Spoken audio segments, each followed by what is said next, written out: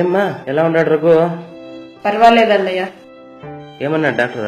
ఏం సీరియస్ లేదు కదా? అదేం లేదన్నయ్య, తలకు కొంచెం ఏట్ తగలడం వలన మేజర్ ఫ్రాక్చర్ అయిందట.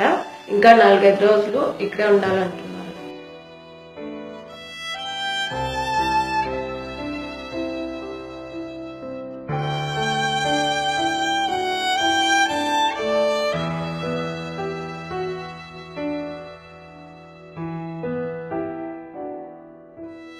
ఇంకేమమ్మా, హాస్పిటల్ ఖర్చుకి ఏమైనా వ్యవస్థ చేసుకున్నారా డబ్బులు?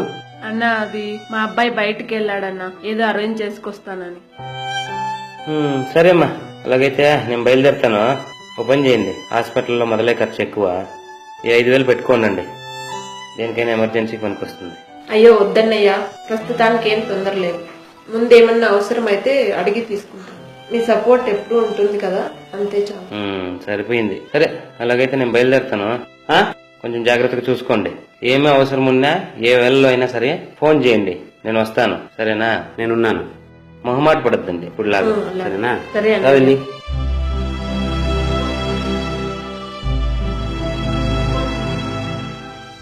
డాడీ డాడీ, ఏమని? అంటే ఎందుకు డబ్బులు తీసుకోలేదు? ఏమో తెలీదమ్మా, అప్పుగా అనుకోనో లేదా దానంగా అనుకోనో మొహమాట పడుతోంది.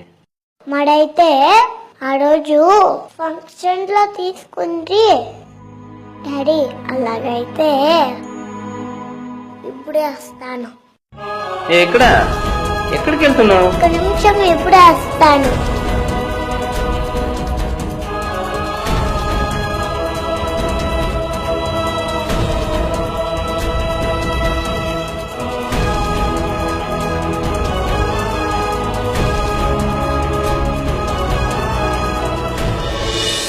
ఎక్కడికి వెళ్ళావు ఇంతసేపు? డాడీ, కవర్లో పెట్టిస్తే తీసుకోవచ్చా?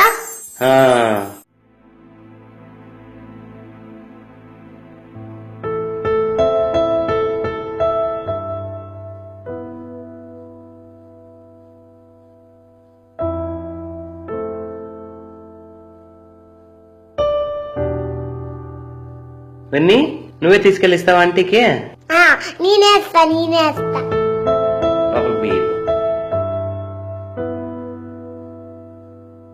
ఆంటీ తీసుకోండి ప్లీజ్. ఏం బెన్నీ ఇది?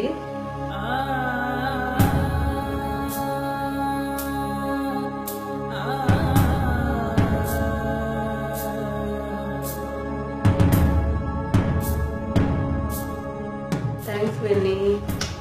థ్యాంక్స్ అన్నయ్య.